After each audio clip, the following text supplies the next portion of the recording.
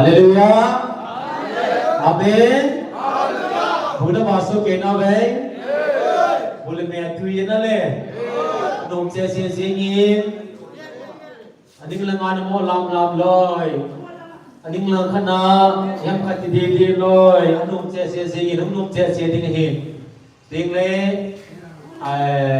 salang ang kersung kopi house kopi patu si jevin. Prabu hi bunga ki bandi ga hin na le. Bunga pa hi mazat dewi kitchen tamkalin bo sul di bo hi keti mungkin tuha hi pathi chwa til ko na ai pu lelem kids samai pathi chua ai til ko le ni pi du hi speaker paman phanan la ding hi isi masangasun in pi zong le phazo se maban sa thene de bo ve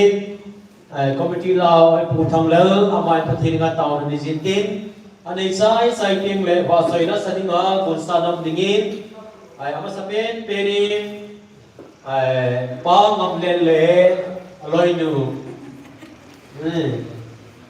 amani he sunasu pada siang na hin amani ni ko sapenin tin amani sai ting le pa mang neo mai pa mang neo lo na amlo le pai ani na sa dingin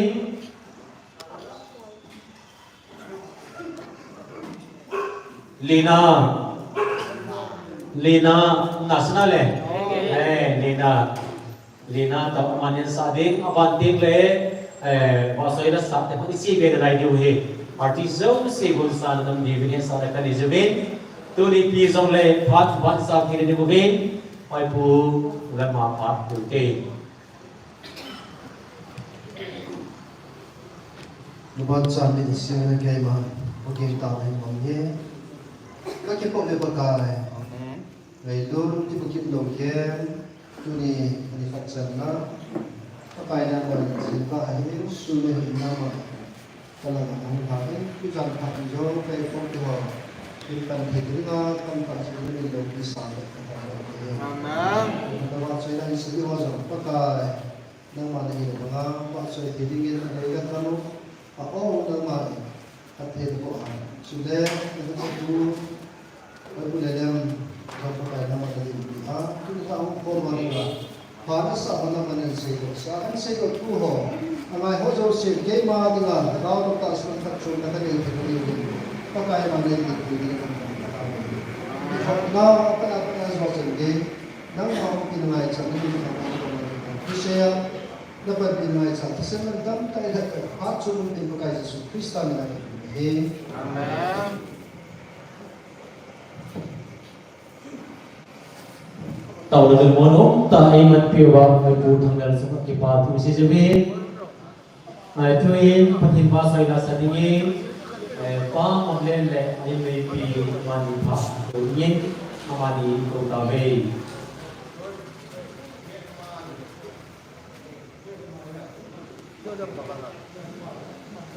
ama đi cái say kinh lệ bố sản năm đi na bố sản năm đi hết Abang kita yang le Paulun mang mai lâu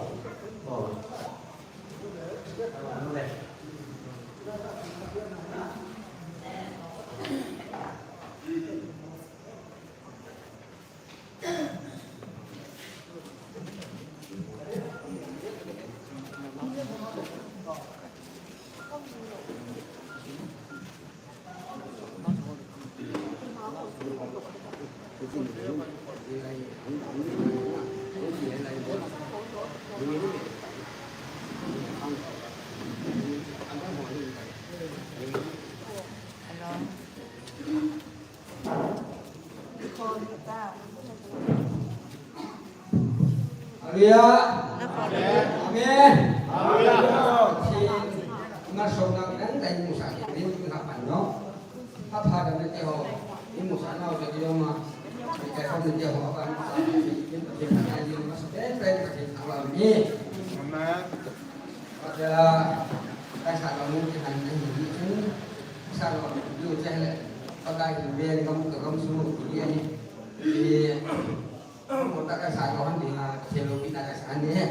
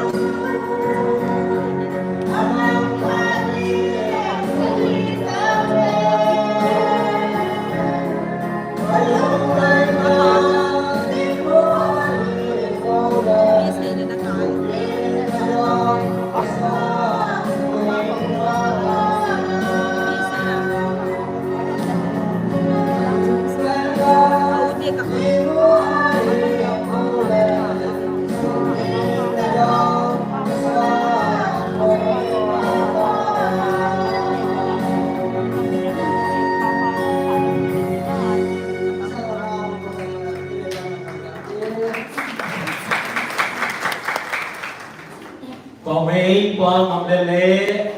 Rainu Patirin Pati Puanalan Dupa Gilupo Tawa sa ilasa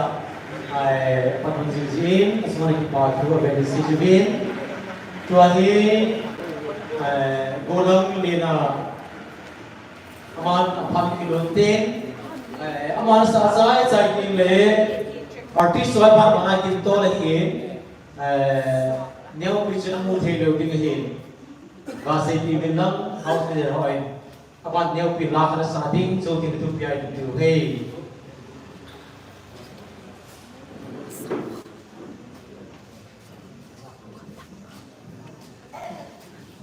Halo. La kasama-sama kipatu.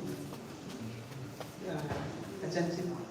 Thiam ka inseng na. Ro ka na ka inseng ti so. Kai hi ka hom na hi le. Kang Kopi district ka ko hi le. Kona Kopi. Chile kai kamin le lena. Kopo ka hi.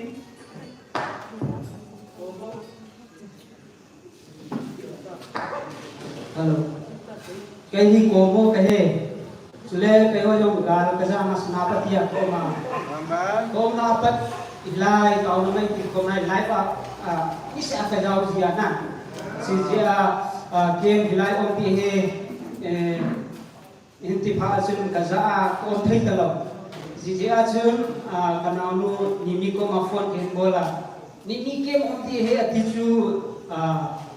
iti leham katia aman November 5 to 10 he atia on trilogy kanau nu ko makasai tar boy ke me ati gmf ya ichi ti ham katia kanau nu chi thi chula ti jo si dia jo bu ko dia jo jo kanau nu khat lelem ko sa bu lelem ko ma phone hin bolana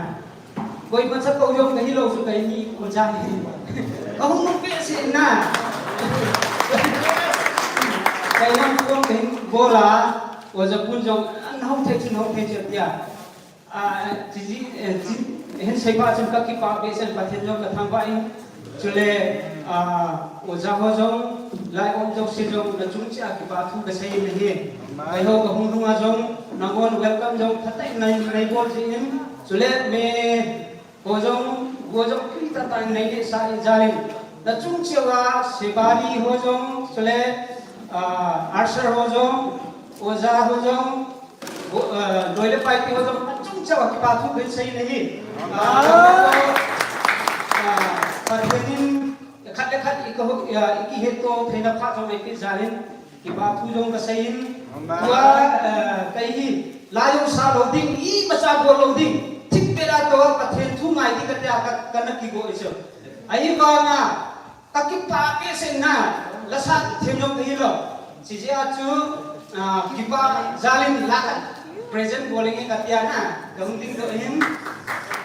club densa di go pau dong hilo tha do pau ti ham ku ki pau ti ham kayong nervous kai kahin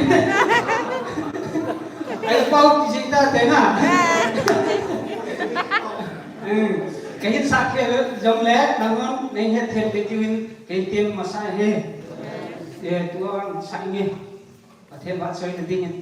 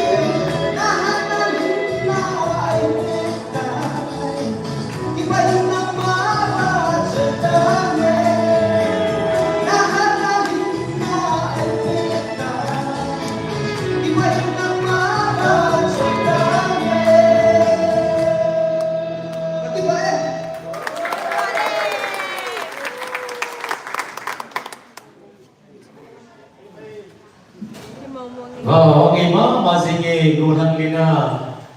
Rebusu campra ti hau sudah. Kemudian amatir jomle, ikibo season din si kipatu season din. Kipa pinau besaran perha bagi bermuti deh. So ani dengan neopi, aku saya tinggal. Gulang susun, naik gulang susun. Susun mam, susun busan nam teh cepat banting dekat kau dia om, ngadau pipat kita teh. Kempa halusi, minumi halusi, mansabi napa, kita pakai nasan sampai mana. Amen. Lagi pasuk kemang kemparo.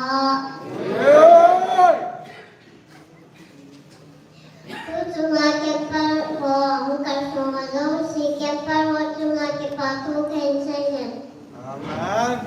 Lagi pengezo.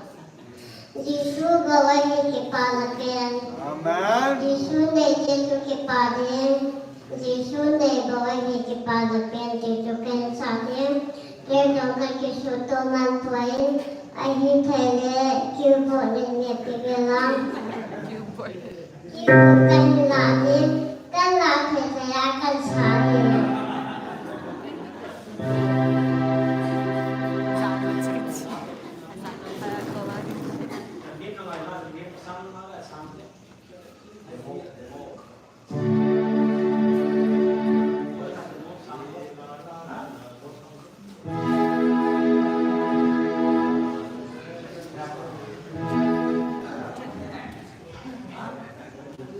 Don't know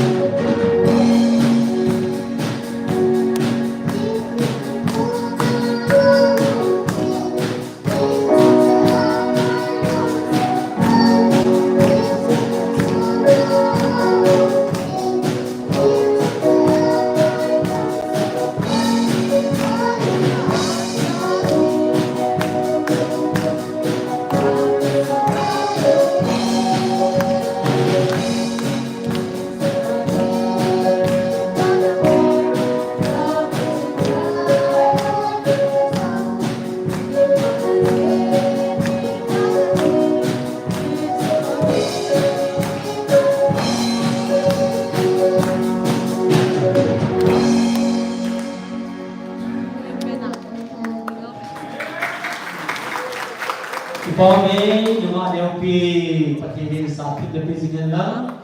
amai ong na lai he goram ho neo pi ki pui pui he anu ning jong hap pha de he amen twin patin wa sai la sadingi gonang susun ama phat clothing ma ko ta ve gonang susun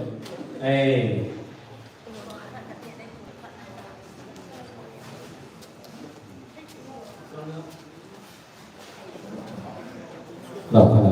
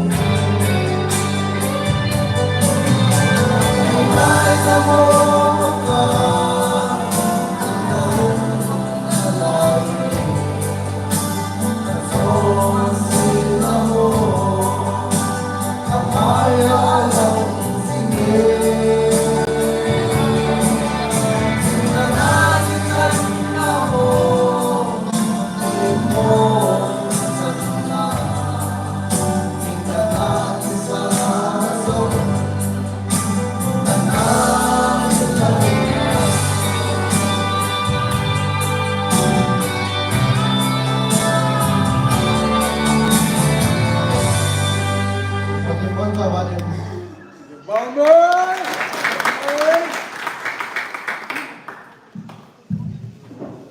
Pati masa lagi tak sapiwa ulang susun semakin patuh si jebin. Get kerja lori tiuhin. Asal roti moham piham zoran tinggal jauh tahu bin. Get kerja tam ke zingin. Isi zoran tinggal kisah tu tiuhin. Atau itu pinamai lu tiuhitan microphone stand. Stop bilang. Tupi ayam tiuh tazisun. Itu si kimsa pawin tu ahi. Min ko nên này tiêu sơ na thupi ngay tiêu tay. Ama sa pentain PC house ho. PC ho no ko nendo mo bole no navin.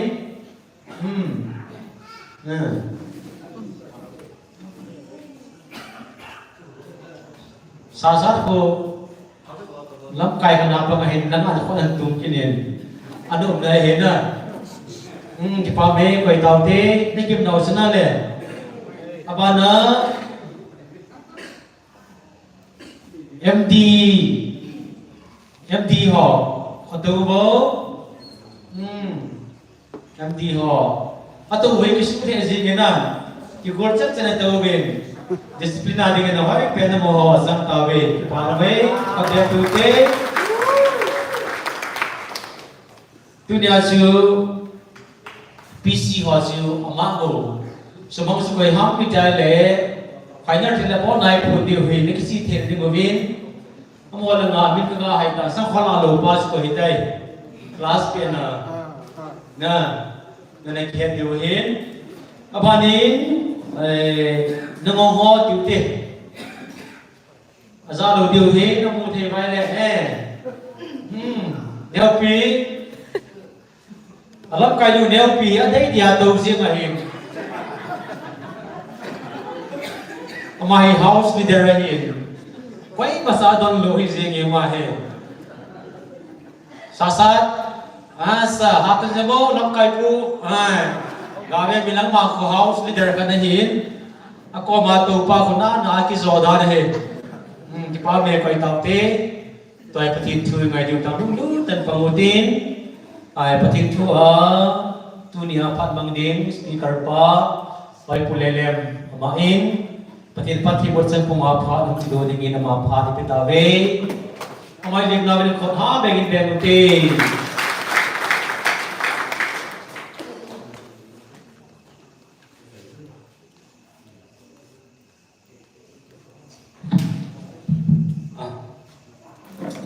Azul lagi saya thon langin na. Ole. Pakai pai. Azul set. Nam ni vet demo he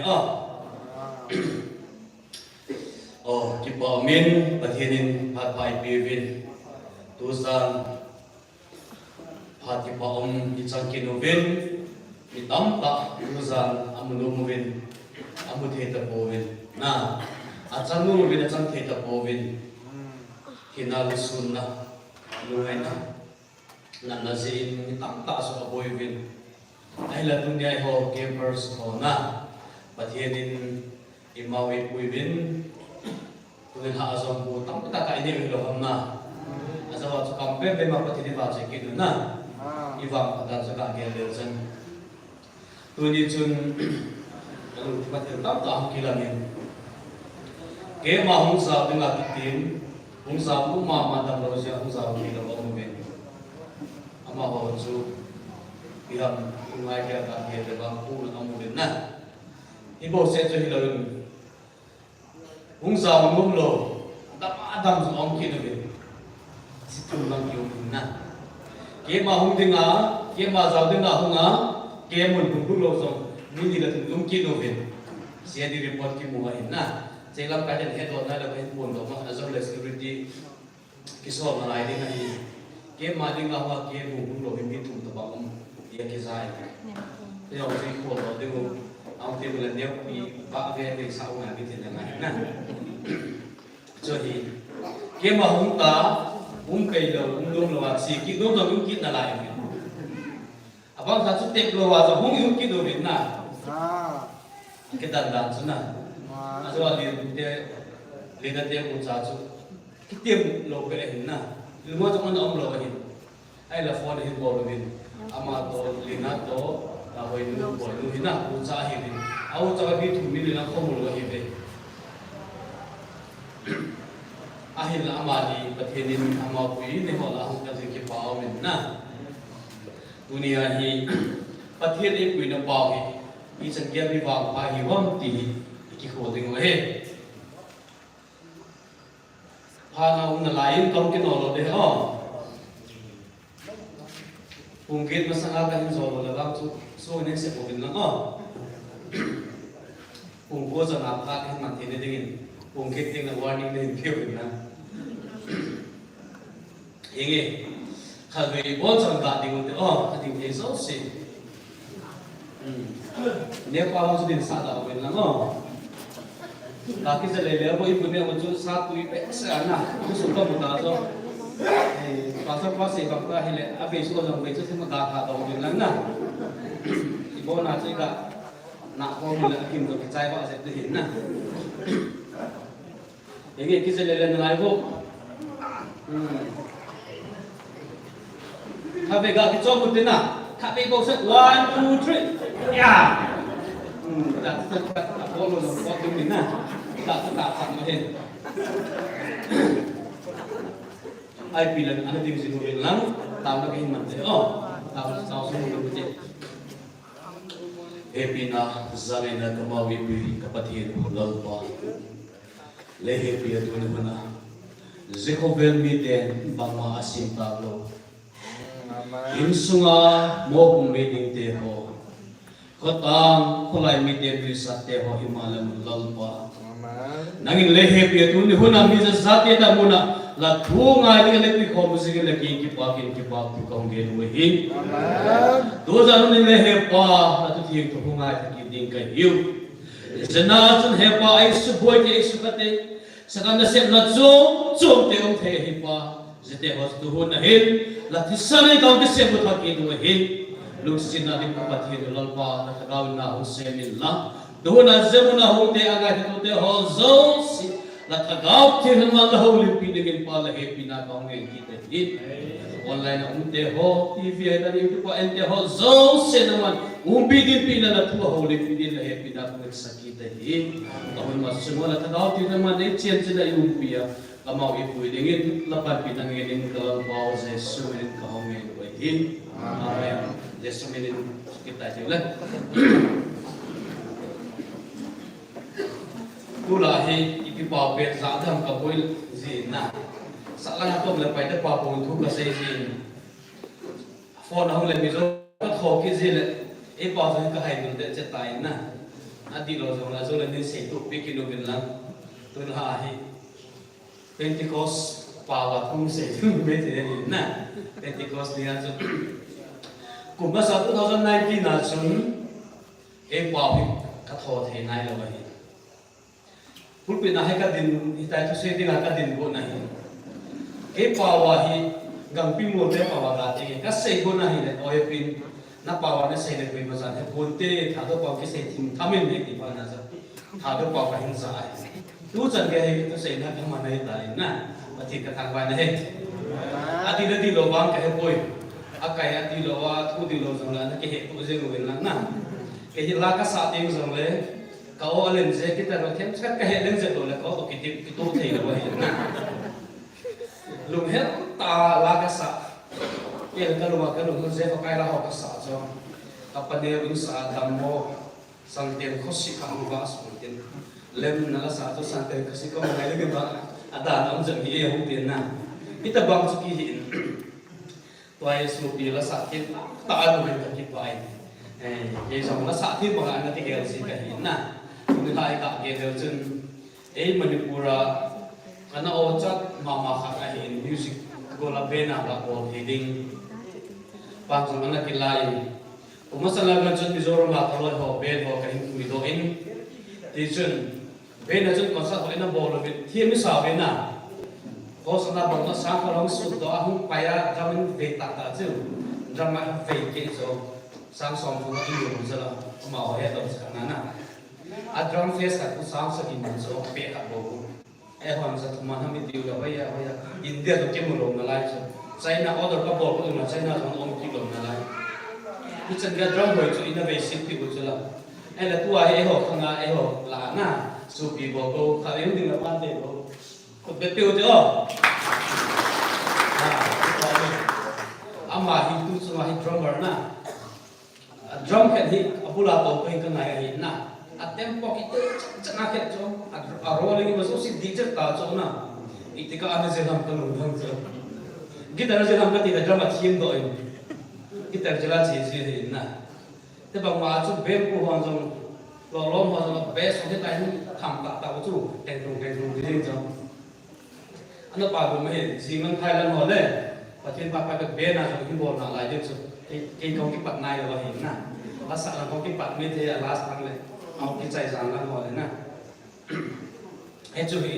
ปัจเจียนอิมิสุไอ้มาเว็บเป็นไอ้หุ่นอยู่นะ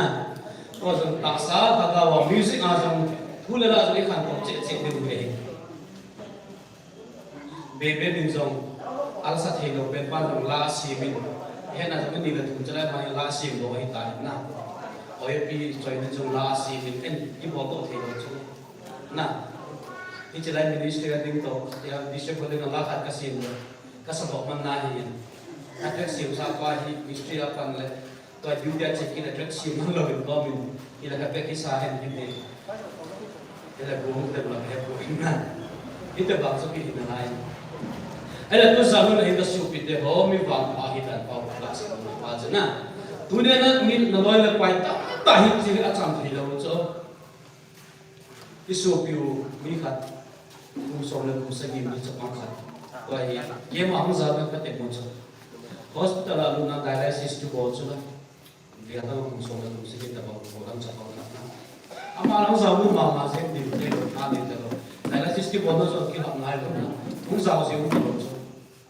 คุณเนี่ยที่จะปังง่ายบอกพัดไฟเด็กเขาจะปังง่ายสักเด็กเขาที่ทำเยอะดินะตัวนี้เห็นสารมันสกัดเซลล์ดิ้งเหรอSedi tak amin, so juga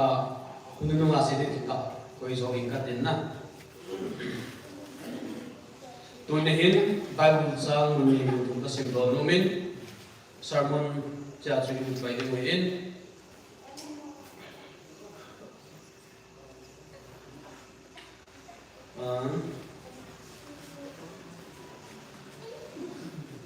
Rom bung song la bung thum. Sang song la kat nai kan sin pat le rom bung song la bung thum sang song la kat nai vai he pa lu simi ho vai bu tre khai je no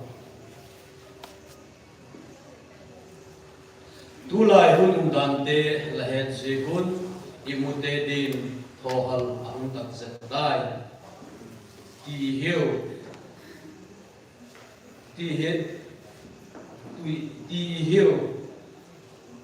tu hin chu igin nim lai sang i hu dam nim chu nai dai sule hebrai bungku chak som ni la sakin asim ki deu mi adingin khatbe hi ko da in zezo sule vai ho na umina sule tunia itupiu kasing bakilumin amos bungli chansom leni nahin tinati zejechun o Israel lachunga zehi bo ding kahi zegin o Israel lapathin tugdin isazaltan lalpan imosom satahin la dunia itupi pathin napathin lam tudin igun ihi tupia iman demuhin Ipizia putih lam ko dengan kikut ngai ham, kikut nanti ngai koi mo ham, dia tu isi bawa dengan on. Kikut koi mo nak si masan katin. Mika ni tu saya dengan agon novin, amatun tu saya dengan ipi kikut ngai dengan ham. Patinin pun kita ikal tu dengan ipi tante, tamak kita mana patin ipi tante ati. Kikut nanti ilo ben. Amazon pun tidak kaitan tao na mangin ai le pathin adon bu na chi ham na ki go pui ma ta si de pui kum ki ta da ke de mo su pi te ho ki go na ti chuna pathin ki bible in je zo ne ho ki go na ti zo ale ki go ne na pathin e go la ya pha e pi la ki go la wa hi le na vai ki tai na ki go pui ti chang kha du ki chang na he tu ne ka su pi te ho ta sam min azun ne ho disable ne hi we na abang chung go big it abang chung differently able it ko da chung chung om ai la government in disability certificate AP lo ko ha mo differently able certificate la nam kha ta om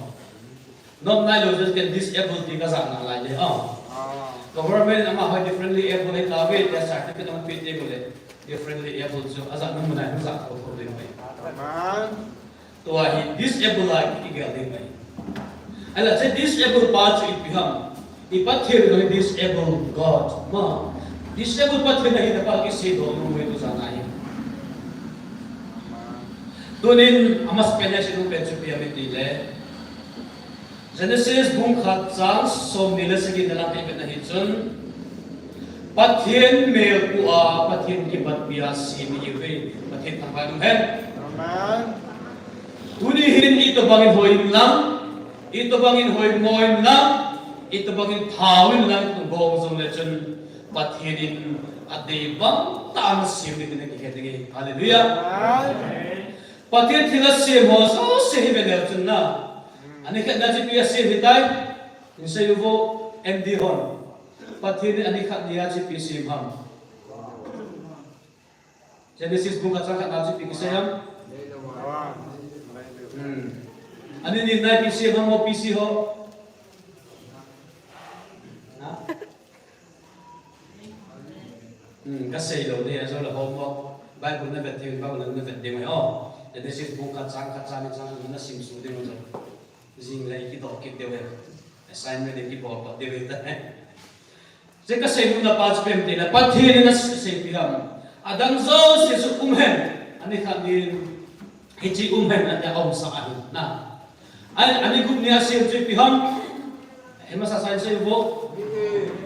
mihim de sim na ita bang asim ham ama me bua ai le pathir pe de tam tam na ne pai pathir me ke so ta pe ti mo hoi mo ta na au une ko pe te mo pathir me la hoi na ke ti na pa hi so ne pa ya hoi so la hoi mo te ka ku na te boxing na ne de mo he ni ho la mungkin nam sunga pujar mana pencenas bomas pena mahi bojo amot ngian lo bin ne wahi ni me hi lo so pathianin e ho hi leingan ana inal hamo leingan ni inal na ala a amme a design aman dei pangta e good piece ibang sana adang sumena ta mo umse mo chula ni la ba asi so umena ta umse vang pi ho sa ta thupi so pa de si pe ti thang ba lum hen amen ijilai ta chu pathin e ngai nai sang ni de oh amen ito bang disable hin lang mitso el bai na kong chan mo jong la chen pathin original nang to bang midang sim lo ye pathin thang ba lum hen amen na hoy mo bang pathin original adai pang ta design na bol na sim ni pathin na thang ba ni ngai dunia ipian dan pathin thang ba thei lo le pathin ki pa lo ni ngai Tuloy siya na pathin lo pikipun na din sila na hallelujah amen lahin ko pathin lo pina nakipun bo sa azol lo hile na simpa na sulu khale nang ating wangsit ko tahi ni pathin dunia hin nang imalo isang lesson pa adai taasima pathin ipipi aham hinnahu hai ahai isungai pichuna na ai hai khumjo na sia chu ipipi khom 5 senses bila hedna bila muthena na kama vuna na til cho hedna chinga to ipi tha hi so tuna evangelist lo ati pa chu ta chu ai ba chu sa pa ta chu sa lo pi pe chu ahim na bhaga ve pi pati thang pa ni hen amen ji pati na bhaga ve pi pa hi pan khan ni le athu ki de nahi so ito kita pangan pilet ni ham sila hingai mengai tuning pathin lo pi tai sim ni ta ve ti sei jing ke min na ai la ho hin pathin ilo pi sa zon na awam yelo te tuning hin mi ta mi ching mi thi mi hoi ta mo ve na yo ho loi pe ma chan sa ba ko mi sti nai ko lo mi tiam chana ne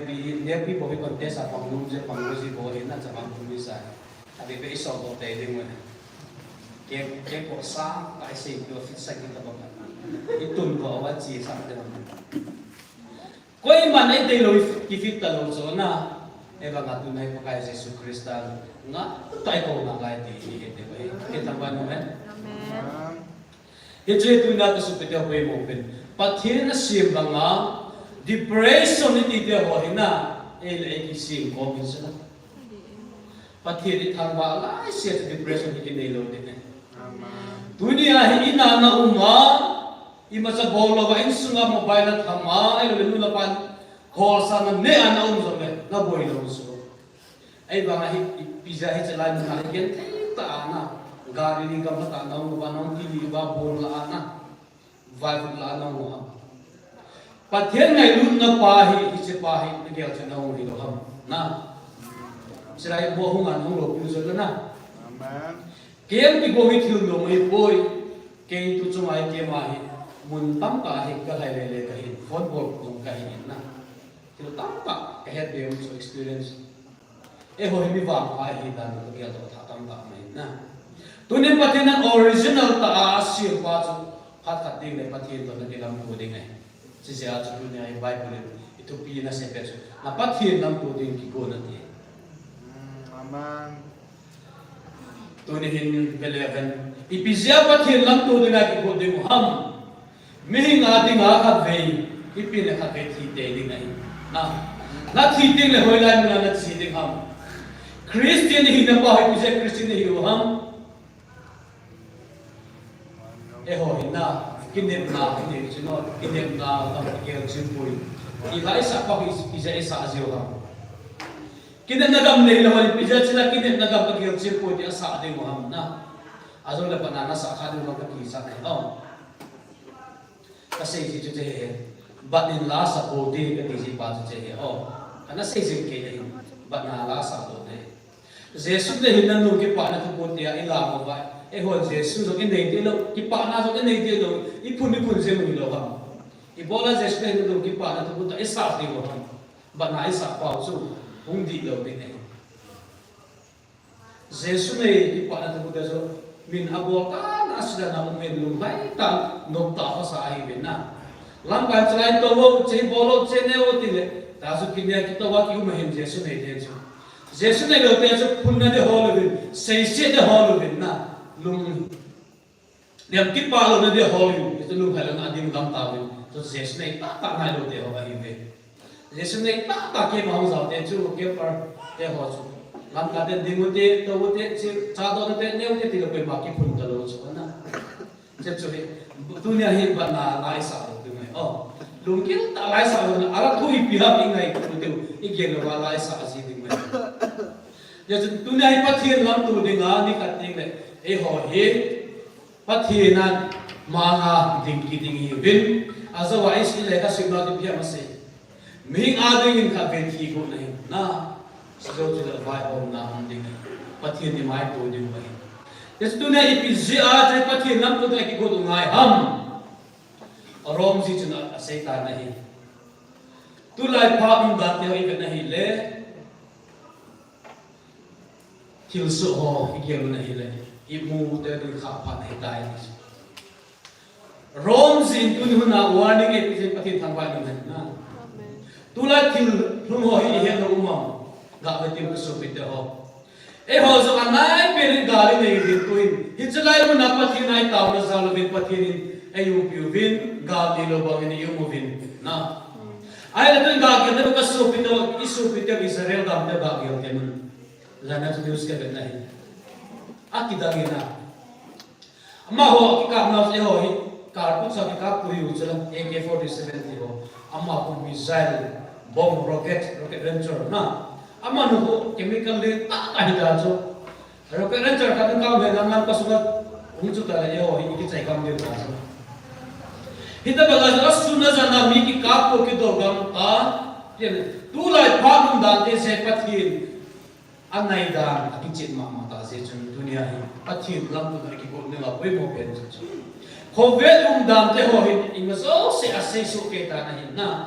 phát hiện cái phá anh này tiếng lệ đi ngay thì họ gà đi ngay nắm cái đồ đinh country na alo le tu le be cái đồ là nu le pa pi le ko tay pi to mo cái đồ là lại đi ngay tu hai cái mình gặp lại bên tu đây là cái chua Ukraine và Russia they họ cái China đâu Israel và Palestine they họ cái pan cái đâu tu hai nãy chỉ cần nãy họ hết China they đâu mình khát cái cặp của mình thì nãy chứ mình thấy cái sinh hoạt na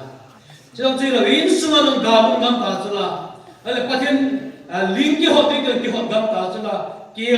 tung nông ta chứ là là phát hiện lắm tu nó cái bột tao Hindi pa na sandal ni Lord. Cabinet ministers, paholi na hili.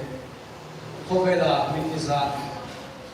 pawid trillion yung mit kung akit hizawahin.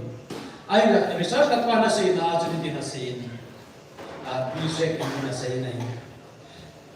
Second kat na him, mi kat laki at hindi siya. Na, ano mo second kat, 1 second na. Ada tu kang ay mo pa ni bangan so second kat ay mi tumbe itimete ka so na.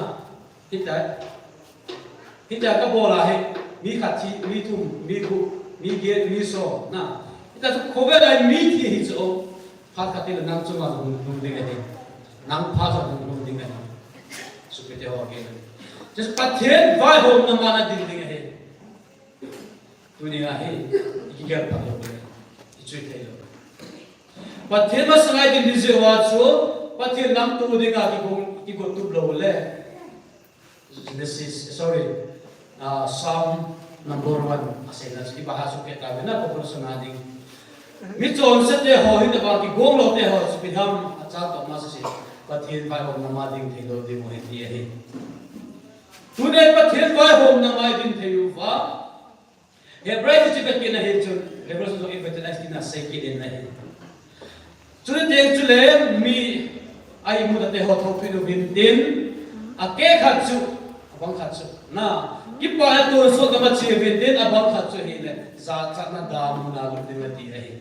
tunai chla na za no no wale pathir pha pha na pi la ya he ki god na pha na pi la na ki god tu manga ye isa na ki god dam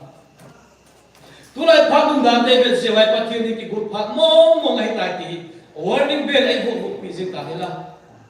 itila pathir dum de ham tu jan ka za hum the chula ki god lawa jing la ke lo ka che the chana lo na ma sa the chula na ilo ana che ma sa ta be bang khat na hita bangai je dunia he ha de pe ding he ya chu te ya ki ngai to tha u te ani na se ki dom chu be mi le I bizia pathi lam to ding ai ki god ding ham amen pathi na to ki god se pe ni chuna mi nga ti la thi kha be god hin ting chu la vai hom na pathen thui tam pi ding he ni che lai se na I bol to I tham so se pathen ri ko na bol he Ephesus gungi chak som na sun thil pha bol nga sim Christa sim o mi ti win na tu ne thil pai bol nam te ho mi cho el bai ta ge lu ti I bol thil pha bong bong na in ko ga ge le sun na mi ta kai ho mi chon si nai tha cha na advisor pan si ka bu cha ho zo se yo ne kun sa cha pe ba tum lo ke rum na I bol wa cha cha chon si le mi pa lo hi so ke rum cha ahin la chania mi pa pathin e sim lo na dunia se bo se chu lo hi na rom si chi bet kin bung som le bung li na lam chi ben cha mi so se pathin anga dil su ding le zo se ki pung ne su bi de ho gem de dunia bu ti mana bo do se na ti to zo se pathin a su ke ye hello anei pui yesu pathin mana din ting le pin se de am tu ding ge de su bi de ho Itu tu ikut tu lawa hile, fat nak ikut fat ibu itu. Amen. Tuhin kita hendak hidup. Pasti masalah ding ding kau itu bang mi kumo. masakit din ng loob ni patin mo sa nahin na. Ahin na supite ho, patin elusit dance. Engay ko dance again. Ho, anamang tayo ho, na po siyang engel kinahayso. Patin patpay pe usla, o bukit sa ate ho, katangay lukat sa ate ho. Sinubim nam kehe kinibinitin. Ikat ako. Hosea kung na lang sila kinahilay na. Patinin inak na teho, igasa na teho, ilim teho, itong dampi kinisip. Patin na nga kilay kitay patin, o katsa huwin tiya, ay nangakal kitay patin ang bay umhen. Tunay din at patin na lagay patpay pina ay patin kikipat mo say singote. Supite ho, iti ho so siriga kele tunay, patin lang tunay nga, patin ikigon na wahi, kovelin akita sa ikigon mo mohin, tulad tilong dati ta ikigon mo ngayon na, patin na ni anay tayo, ikichin mamata na. Dili, aninay isipaw sa biham, patin mo sa nga itinding, patin ba ako kumakitin. Ibo, so sikipon din mo. Ibo, kasi sa ipon din mo, na hindi mong talaw din ngayon. Sinso, idingam din mo na. Idingam lo din mo na, iti ay. Ho, hitson siya iding sa tanong hanga o sa hitson. Ay, nato na to, na kasi doon si Pianiti, lahin sila mo na ay. Patin ang to din ay kikunan din mo ba? Patin mga idintin din mo, pwede mo pinkat kasi di nga hindi. Tama ka, amin na. Ano niya, kasi doon ka, amin. Cross ang ay dama, kasi doon apat sa niya naging na. At sama niya na. Cross lampi kasi numin ay. Cross ititing le, Christian tiyaning asun simbolik ay tahan ay. Hohin limpit ay sabing sa cross itong lorki numin. Na, kipaome. Cross ay tatay niya ay. Pero tila, Jesu Krista at huna pa, ay lado na pa, ay giyado na sa ngayon. Ay na, sa tanin ko, masasig. Cross, Calvary cross na paro sa cross na namin igiyat ay ngayon. Tunin ibisya, patin lang to tayo nga, ikigo na pawahi, inidiwa po mo pa mapenso. Yang, ipinta na isipan. Tunin ipagay Jesu Kristahin, son sin na, iso na ho, so sin ay damin ama, lesin ahongin na, tunin sa mo na, kaos ni pas ingay sa tabi na yun. Kasi pa su gagel yun sa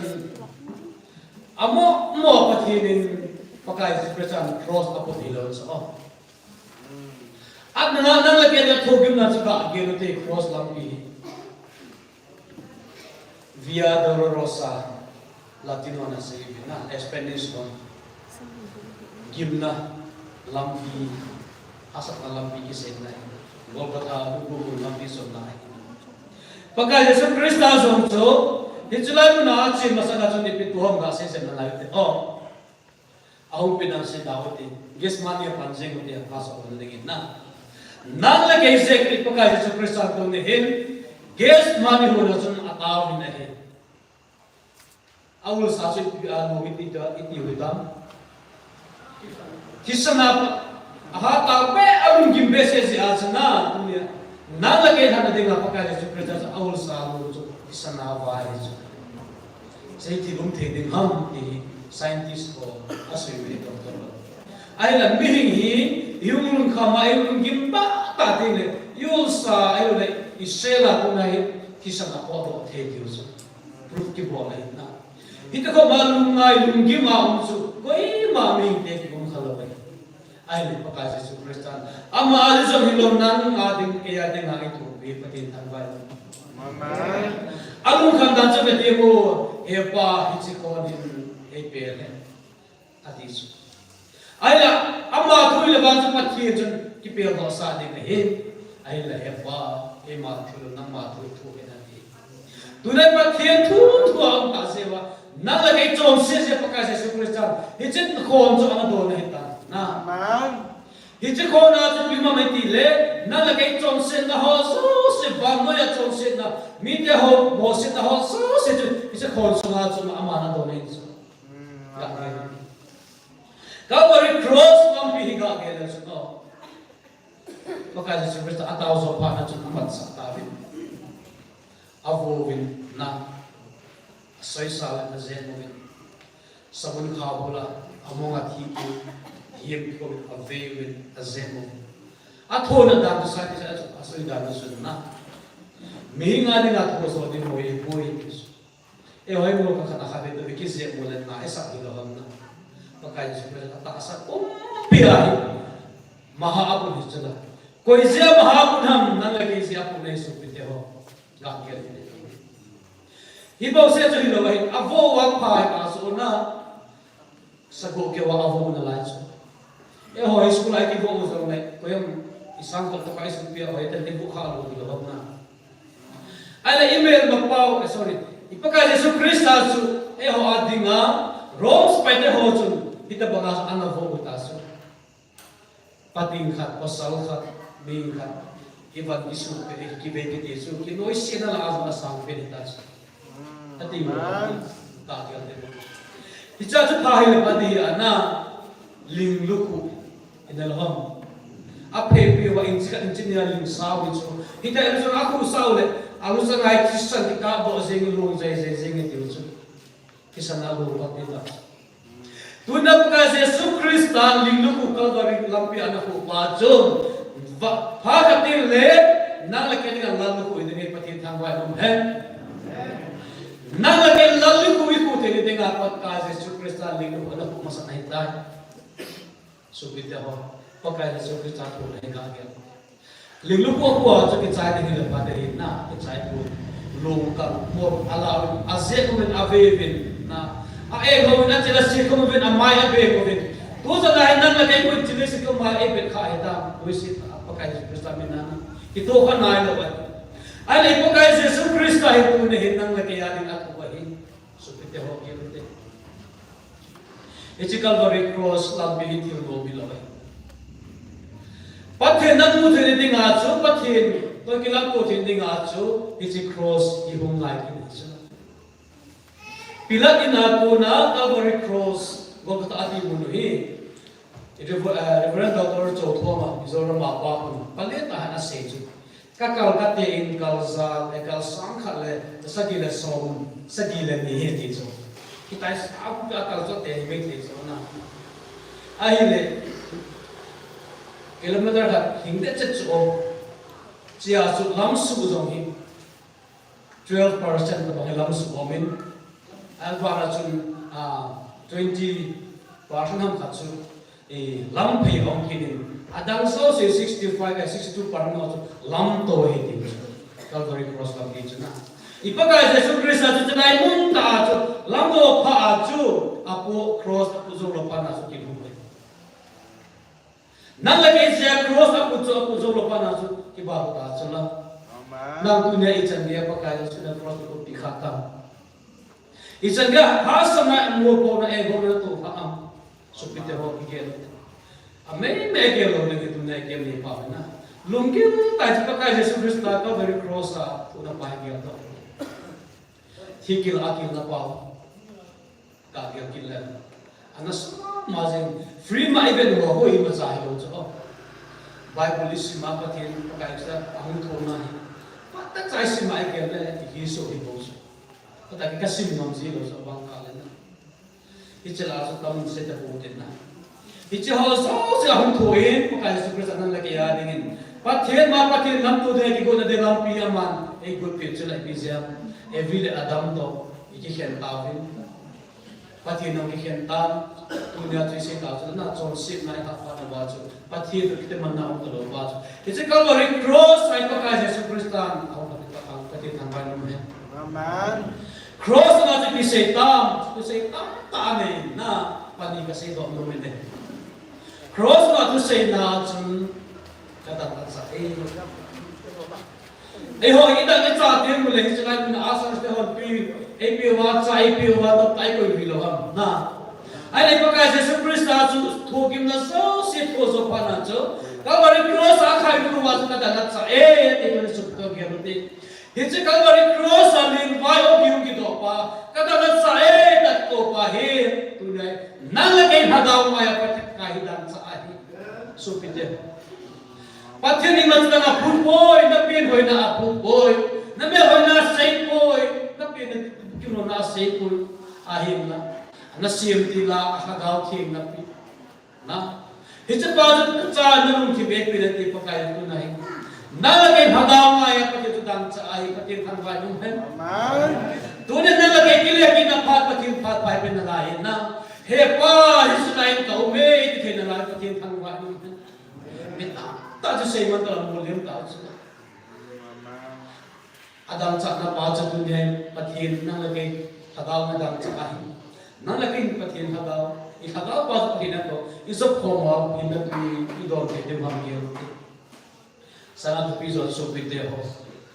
Ita ba nga ito siya ibosit ba nga so, pat kaya Yesu Kristo sa abo uwarong sa petawan, avayo ba na abo ba nga watso, chicken ni kasas. Hepa, nga din na tibo. Hallelujah! Amen! Kuna na lagay ito siya na so siya po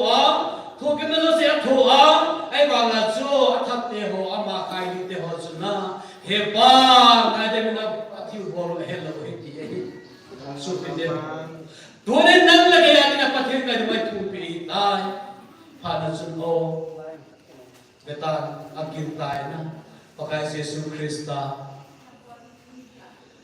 ang kipanasun na di mo, kita taong ka. Temple, Jerusalem Temple pun sa Akbarda, pinang penang pas ahong kita na, hallelujah. Amen. Hisaw si Calvary Cross at inasalat yung patili mo itong hitabi na yun. Amen. Hilaw na tunay na lagi ibola patili mo hindi mo ham. Isang paulong din mo siya. Amen. Ay napakali sa Kristahi. Itong sete, ang nakita ba, disciple ho, kapil aliran, ang ngayon, pente hilin na. Tulan patinay nga yung pente hilin, isi at ito sa ngayon ko na lahi. Patinay sa ngayon ngayon na bahay. At hindi at sun ni sa patimin na kita tayo ko pala buhay na. Ay na ito, so siya sa gawin kita sa mabagin. Alay tumi na ito kita patintang bahay ng head. Para sa tayo, mitong sa tayo sa abahe, bakit ito kita rin na. Yesu Kristo at isang Calvary Cross sa hulong na patson. Ito sa nazaw siya sa kita. Hallelujah. Kasi tunay na lagay nga itong sa hitabi. Hallelujah. Isi Calvary Cross ang nga itong sa nga lawag yung kawalin. Kikiyang kautusan mo na ito. Zira ng patindi na layo din. Hain sa patong na layo. Zira ng kaos nga huli nga ito. Sa nga, iti at isi na layo din. Kasupit ito, tusan mo na ito. Gero din. Pagka si Yesu Kristo ang ipangain ngayon na NDPDP, di volume ham. Pagka hitsulain to, may kunin na pamahaka. Na, Calvary Cross ang lingway, taong iso nga ngayon dyan. Epa, nga din minta ngayon din tumpi na ngayon sila. Tulad sa ngayon ngayon tumpi, di patin din sila na. Yan sila. Matthew bungsom na katalang saksom niligid na ganito.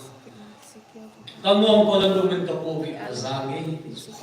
Pagka Yesu Kristo na Calvary Cross abansa o katsahongin lang na po kiso si po pingatin nalunggan na makam na so si ano doon sa amin ni patin ang walong ben. Natong na ewan magkikilay-kilaw din mo ham. Pati na kilaw din mo ham. Na tuwahi at sa nating lelew sa napatin lang to din igon dahil na. Ikigo na lang iwan sa pipay mo din ha. Hoverong dati hon, pakanay dati itawin. Ikigo na usang napatid mas ang ating photo ng ihibin. Lezo siya napatid mas ang ating phoning. Kuno siya din sa ting ahi. Na, kating nag-isay din mo. Si Hozo, si Ibo, din ang matapatid. To, lumayan ay kapatid ka sa Yesu Cristo. Calvary Cross sa Hautia. Epa, nga din natihitay. Ito gaya naman at sa lumahilan lang, isang tunay na nakilate na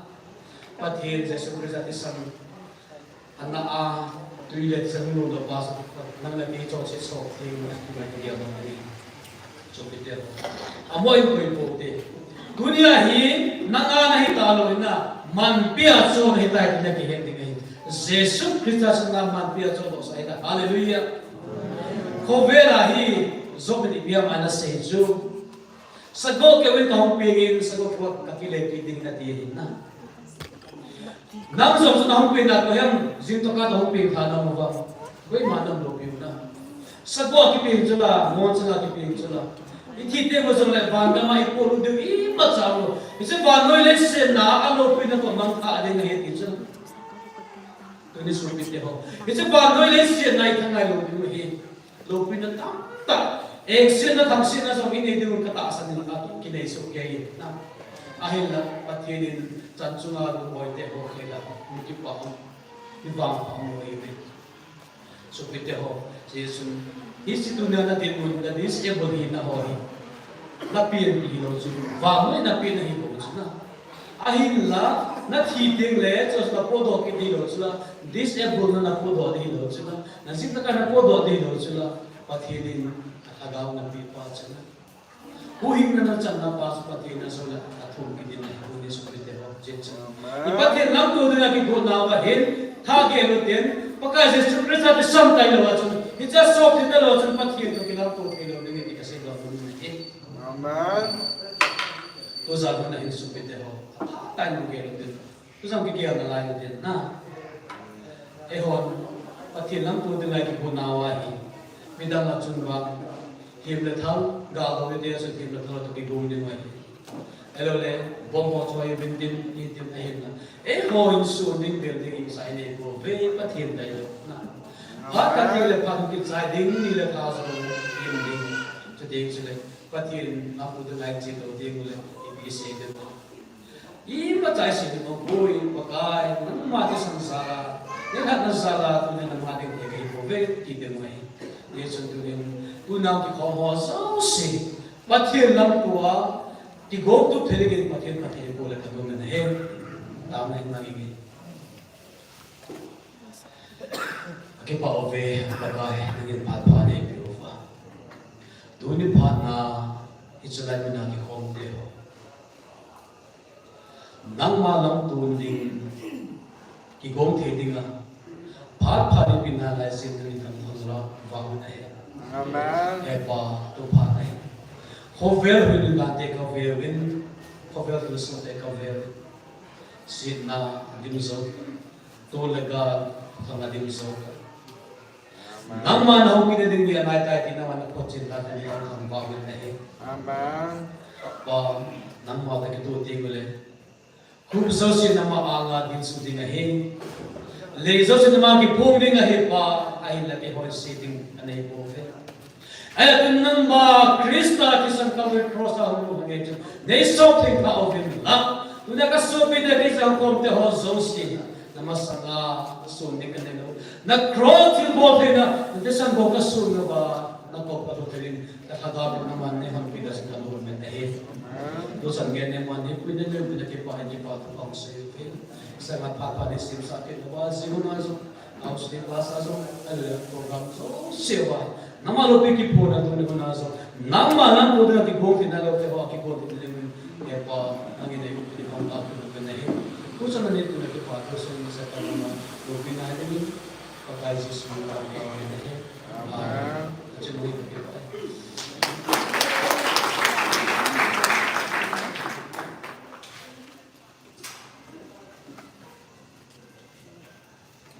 Patin thiên lâu pi tai se pi wa mai pu le lem ki pa pi na ven khon ha be kin be mu te ko mu sai da lam ko ni tan da lam kai hon la ni ta khat hor sa ko je lam lang ong dim to bin lang ki pa ta tu nia jo khon pi ho sang la nga nu le pa ma mo lang ho sa na ti ho so si chu ki pa thu kan se ju vin hung nộp chia sẻ tiếng lời hiền đắm trong tiếng dòng lệ hung gì gì nào cũng phải điểm là cần để về Johnny Lever năm một khâu ba Johnny Leverวันเลี้ยงบอลหรือว่าเลี้ยงสิ่งท่านเนี่ยไม่เที่ยงหินขนมตายในงานเดียววันเลี้ยงบอลหรือว่าเลี้ยงไม่เที่ยงหินJohnny Leverหนุ่มดีนั่นเลยที่สิ่งที่cái sai tiếng lệ asar son lúc na agon tu ka ba tim dia dio asim sai tiếng lệ i muso ke dio amin ha ho jong i budin Amit so jong imudin na ko imuso ke deu nong tai jan solo deu zika thopa ri pumizat dai punga ikasun punga thojo lo jong amin ai jong le jinika pana punga phasel chai to so ke diwin kitimubin asar so jong baza to le jing dong kim che che jing ubin semua ke patu se jubin pipi bon san adim thei so se dingin la sautin sa chai ti mule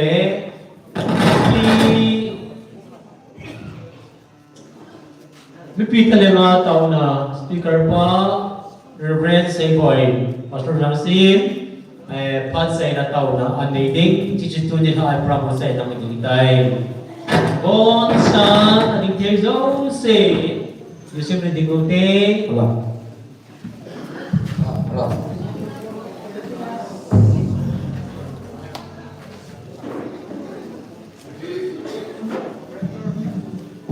Hilaysid gantay nagamahin.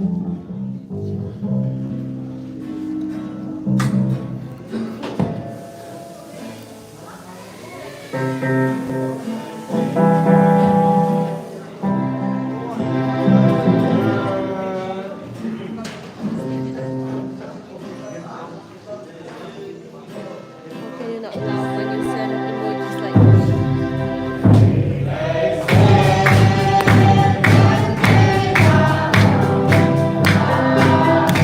Nung nagamle may kurlenda.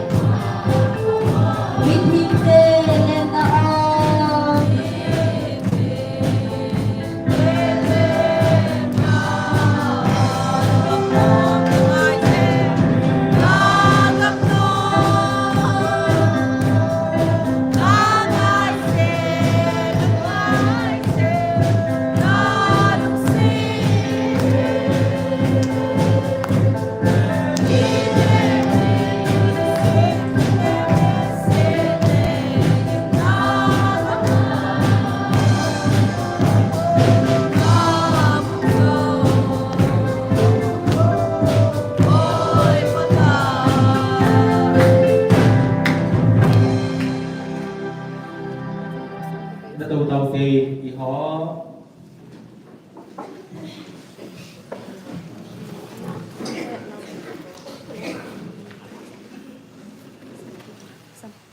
mình xin một cái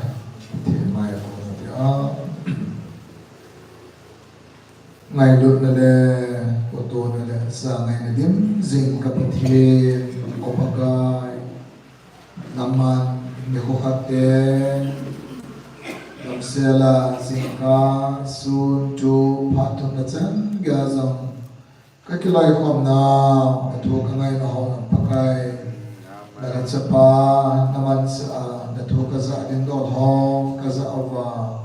ogin cái trái cái dòng le pakai da thuộc cho khát chế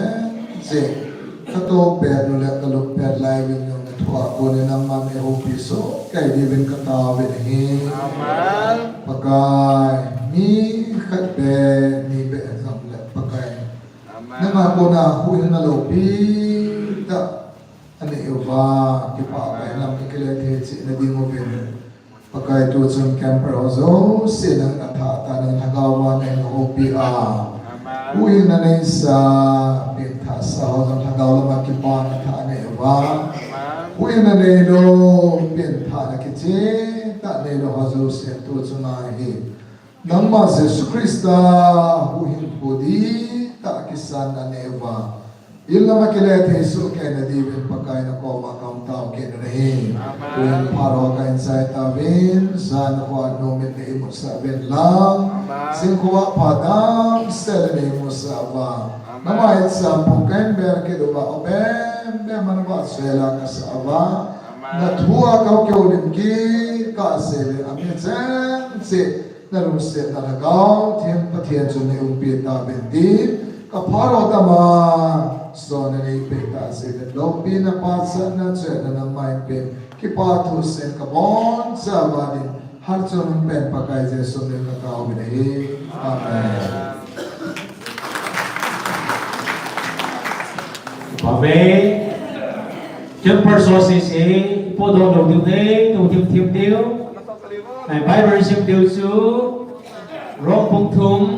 trang som như thum. House nam kai hon ki po do bên lăng chú. Bài hát su ke tiêu. Bài hát sa ibu masa di na le. Ajun che di mai le da thao bên lăng kun ti lo bai le. Asar hon lúc này mà anh buồn tu điêu họ sẽ xin là gì nó tại là điều gì rock bông thum sang stop đi là thum chưa tôi nhận lại bài hát số kể điều gì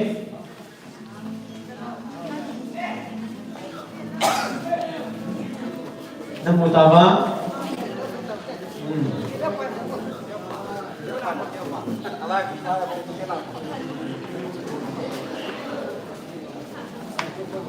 Maksud sultan kan membayar orang itu bilang asal soal rentas ada ni. Sedih le, Hagis ini asal Hagis, bolang orang dia asal soal itu tinggal. Nevertheless, ni tok satu lewat sepati. Ayo mereka kakak ni lagi songai sa edition sudah pergi bersama di belakang Ismail. Kai, rombong sumsang dari temu tawa. House dari hobi kat hak aku di belakang benang sejuk. Bonsan kiai simbel. Abai hak masas ilu pasal dia ke. Kian persoi wa thang lo dia ke, kian persoi chi lo dia ke.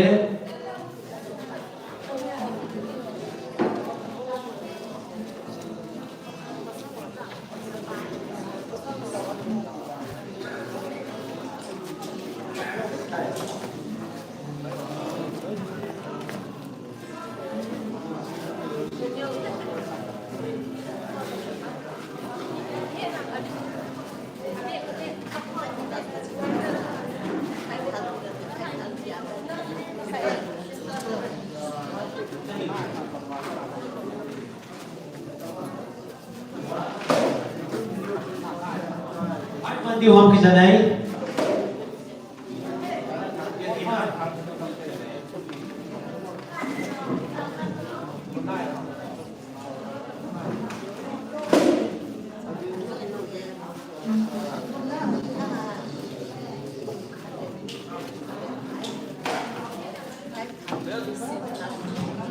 Ano simot na Bible sa rumpong thum chang som ni la thum azi chu mi zo si hi chon sia a hitai pathin lo pina chu chang la la a hive rumpong thum chang som ni la thum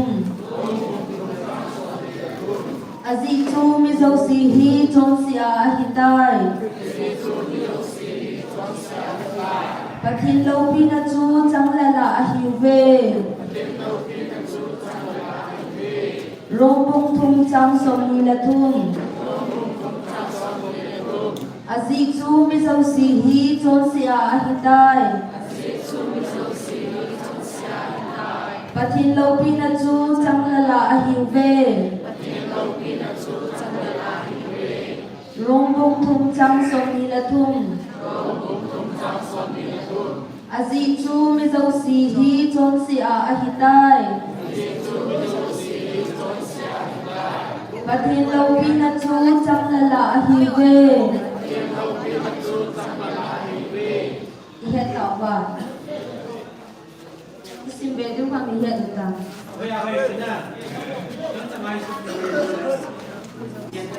say ho mo de na 1 2 3 rombong thum chang som ni la thum azi chu mi zo si hi chon sia a hitai pathin lo pina chu chang la la a hive rombong thum chang som ni la thum Yes, okay, now what there? Outside.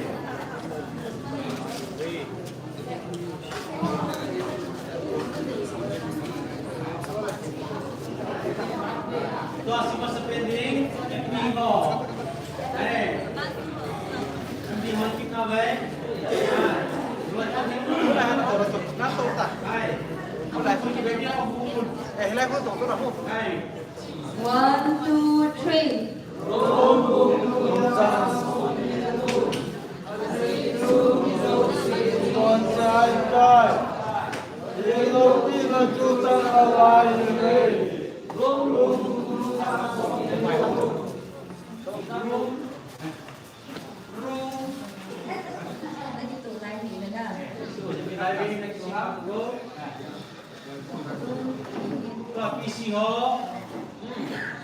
1 2 3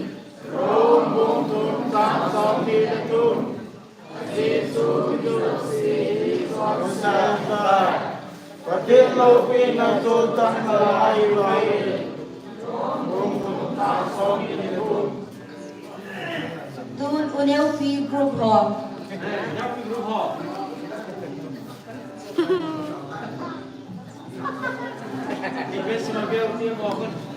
One, two, three.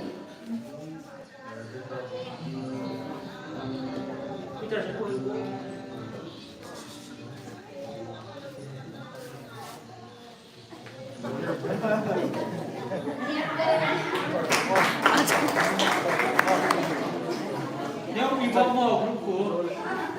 đi sẽ ý kiến nào đến phần số Gan thung da bang simbe ki do tenan. Long bong thum chang som ni la thum. Azi chu mi zo si hi chon sia a hitai. Pathin lo pi na chu chang la la a hiuve. Long bong thum chang som ni la thum. Azi chu mi zo si hi chon sia a hitai. Pathin lo pi na chu chang la la a hiuve. Rong bung thum chang som ni la thum. Azizu mizausi hi tonsia ahitai. Pathin lo pina chu changlala ahiuve. Rong ibon say ko mo din nato kingalawin biatum ibon na continue with at kingalawin say ko mo din on 1 2 3 Rombotum taksominatum Azizu milosi hi tonsia hikai Patilo pinatu changlala hiuve Rombotum taksominatum Azizu milosi hi tonsia hikai Patilo pinatu changlala hiuve Rombotum taksominatum Azizu milosi hi tonsia hikai Patilo pinatu changlala hiuve Rombotum taksominatum. Yes, okay, kami. Kami ha, simuti na sa inyo ulit. 1 2 3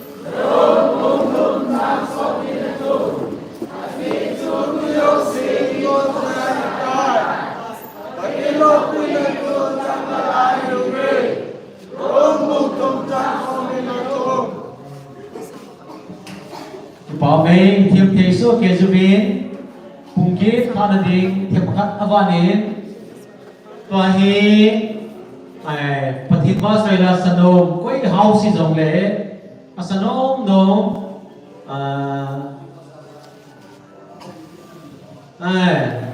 phát hiện vào xoay là sân đông quay phung ngầm lên cả năm bên ava na quay mắm asa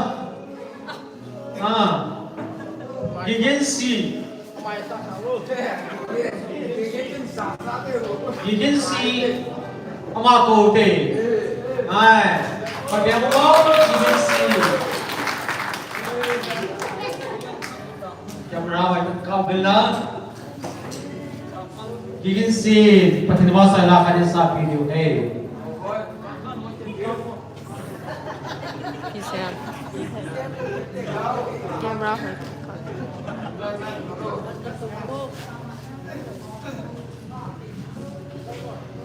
agency amara sai ting le oi pumam le ama ko sanam dikin yes sana kanije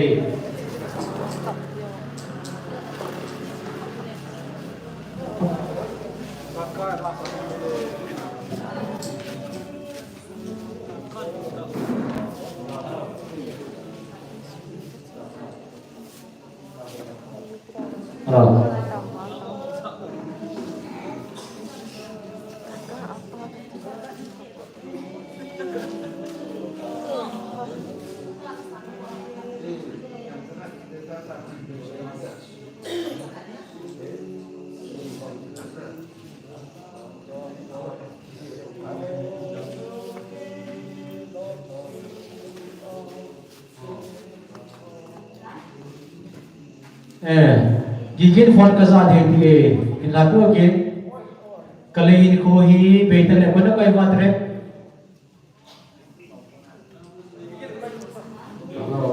to la ngai de nei kalein ko hi betel ti dan he Gigin wala ano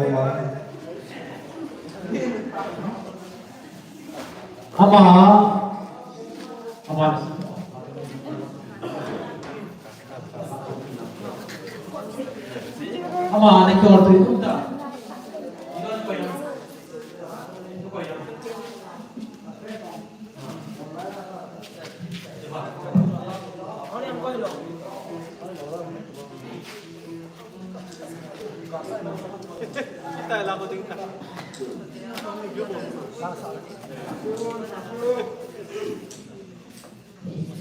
Gona gigin ana jegur kain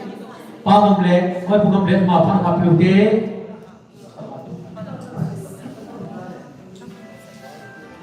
tai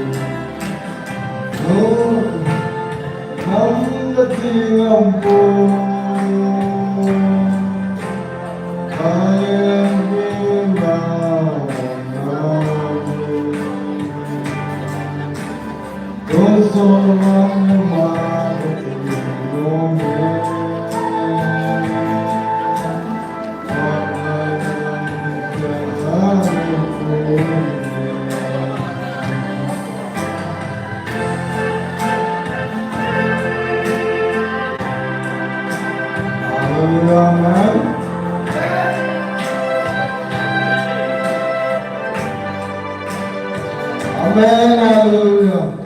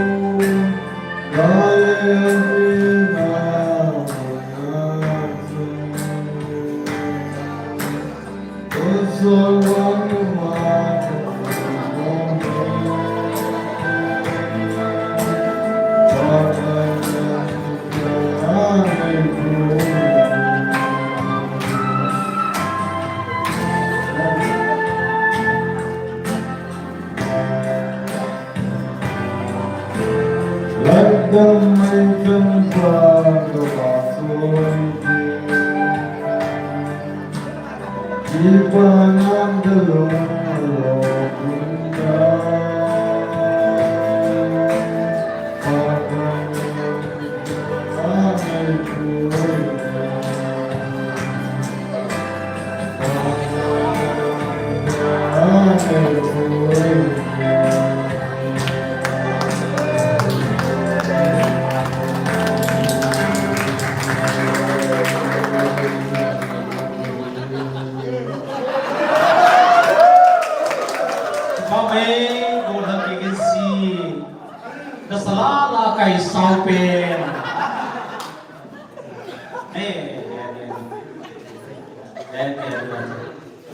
May pumamle, mapahan tukis taute, asar sahon, luk na si Pedrohin, iwatang log yun. Bulang gigin, Desa segini sedikit.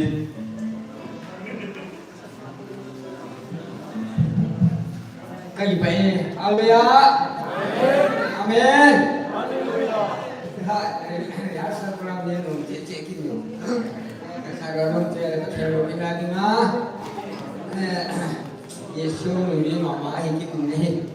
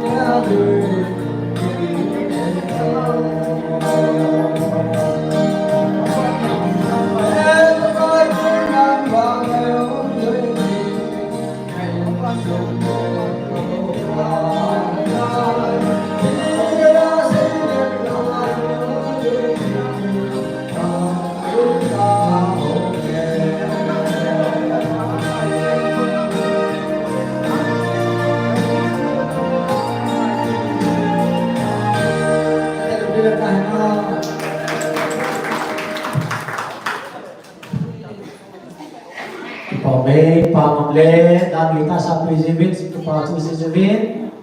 terakhir bazar hendak sana,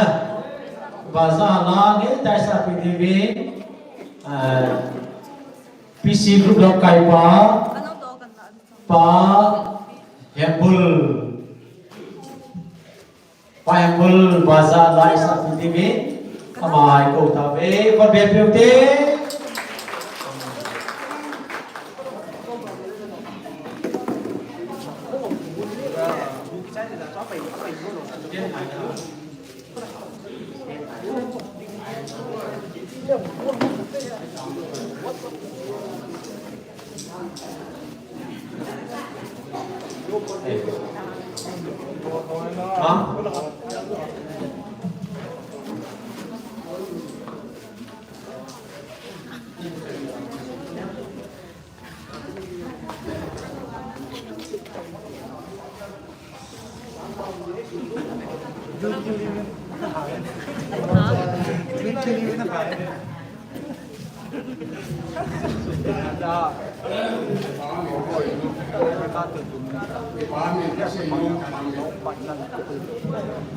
Aye jual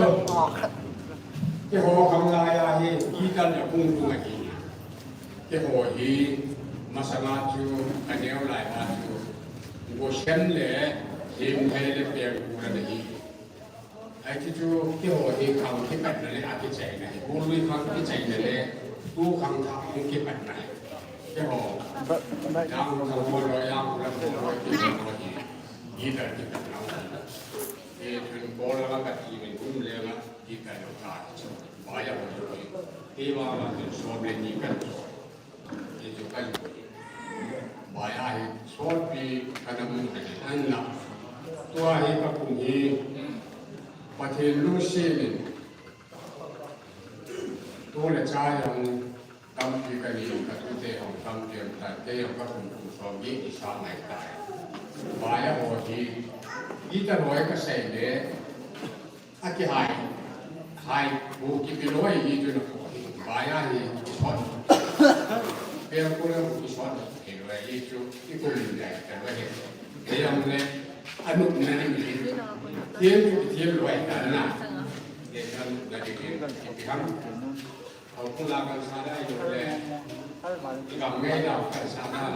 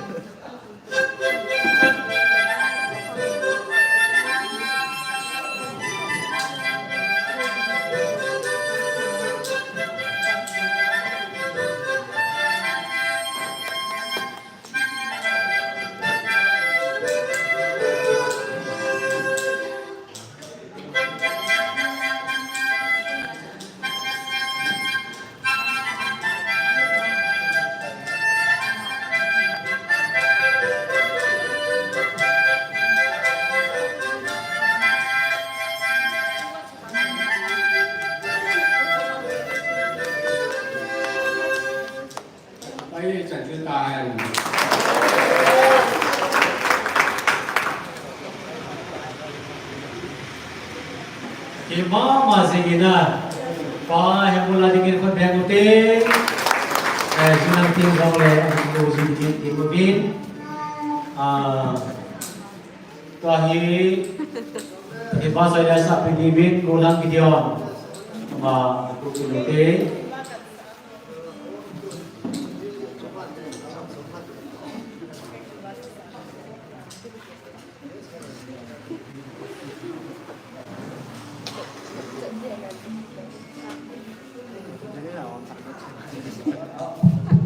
Hello.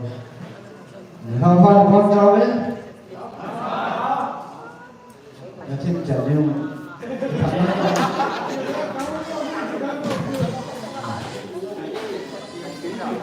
Hello, kan mah saya kan.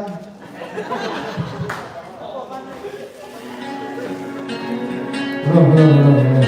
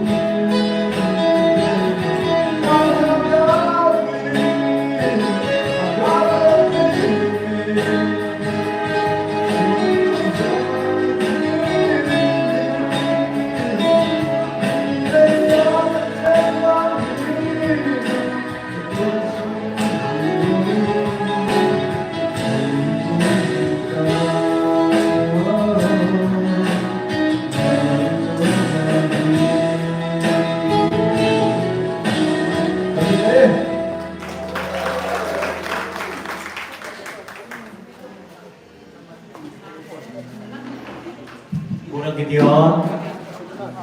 Jepang Musi Jamin, Kuhin, Namak Songhai, Namak Songhai,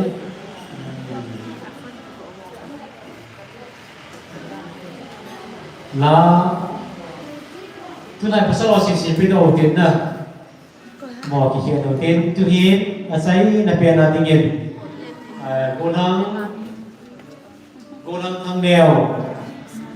Gunung thang đèo, màn bò sợi la các sạp tiêu, dấu tiên là xây dựng đấy, gunung thang đèo, cổ tế,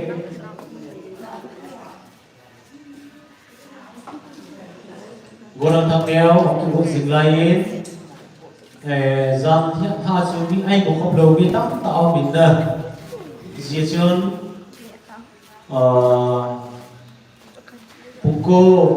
Pungso di Mabes na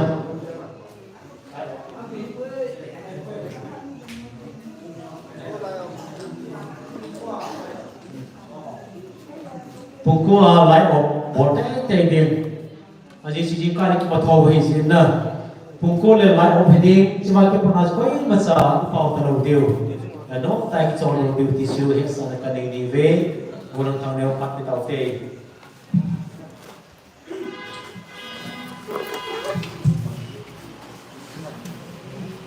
Thì qua chơi là đúng cái bọc vào đấy, có gì chứ? Alo.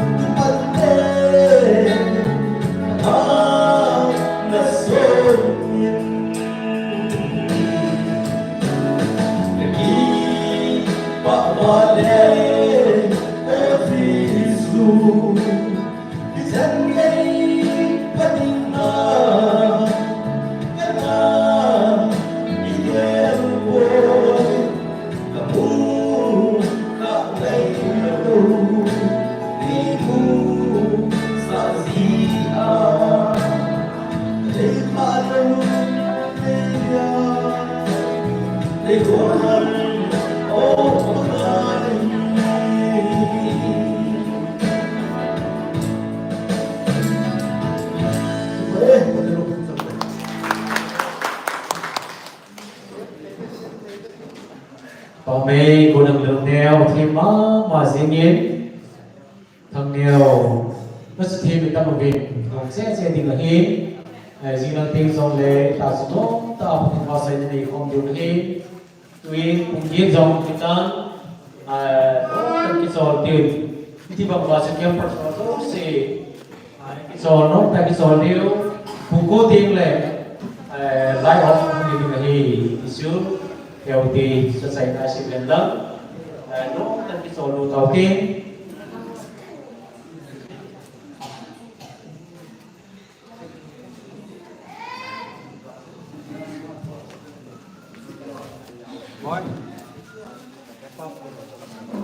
Hindi ko wagi man pati na tao na ni missing uti yung ano hatsu lumay ngayon zing kapati ko kapati nalusin na sala Zate ho nang matulala kiman sa naw anumin tu jala dinga sai thai nei koi ka si binan lopi kan thang ba he to he na mani si tu san so la pha so ni kai ta vin sa na u te ke par so zo si dom ta na ma ne so do khompi ba zika punga ting le ka bon sa wa ka zing tho ba zing ni ko ni sa na zong da ma ka mu ba speaker ho kai ho bon sa ba pat ka man ki thi de go vin na mi se da ga thi ka se ne ja cho do khom pi vin ti a itat sa nei pu na ho ko ba ki pa tu se le ba na zo na ma pu hoi na mai sa apa kai Nazareth Jesus Christ mi na ko ma ko tao hi amen bon sa mong pa wi lang no ta zo do si tao te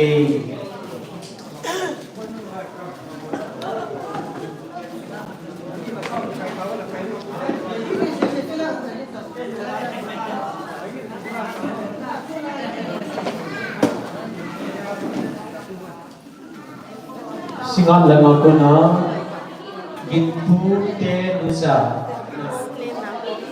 gitpute nusa siyo lang mo'y pulang ko mga hilaw sa panyo ko na sumpan ko gitpute nusa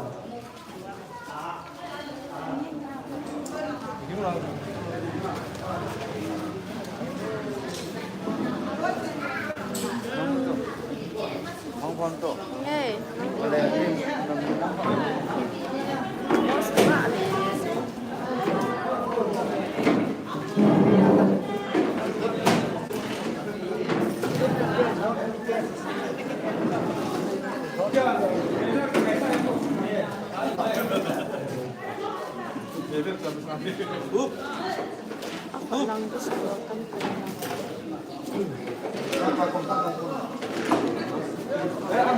Abang, saya sama.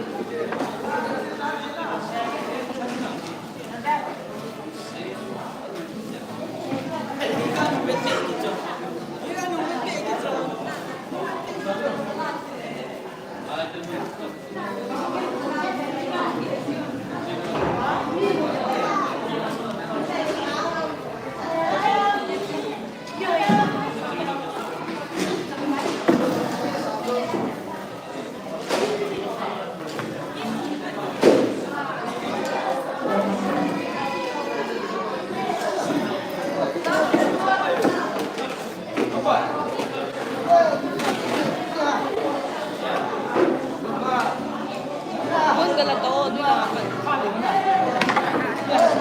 Nan pinamiatan sa tako.